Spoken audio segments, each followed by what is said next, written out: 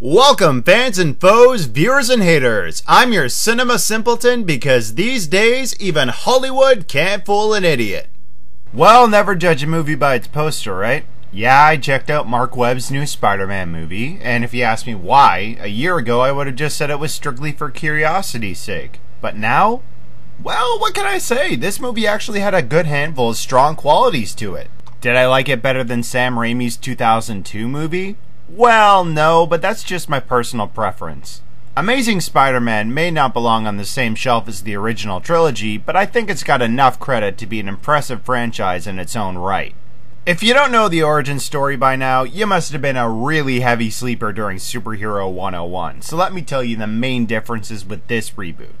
Peter Parker is a high school student once again, and this time his adversary is Curt Connors, an Oscorp scientist, yes, your spider sense did tingle, who undergoes a scientific experiment that turns him into the vicious lizard.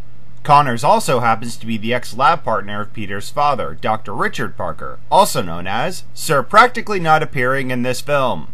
See, this was my biggest pet peeve with the movie, a false impression from the marketing. The secret past of Peter's parents has quite little to do with the main events of this plot. After the first act, you're lucky to hear about them again.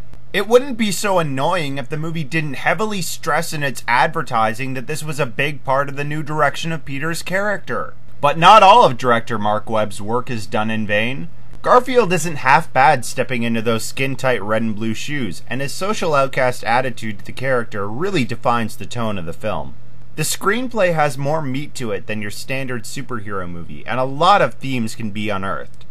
The downside is that since they have to readdress plot elements to bring new viewers up to speed, exposition is crammed tightly into this script, and it tends to weigh down the story's progress at times. Kids from 13 and older will be entertained all the way, but I foresee the younger ones waiting for the chatting to stop and the action to pick up.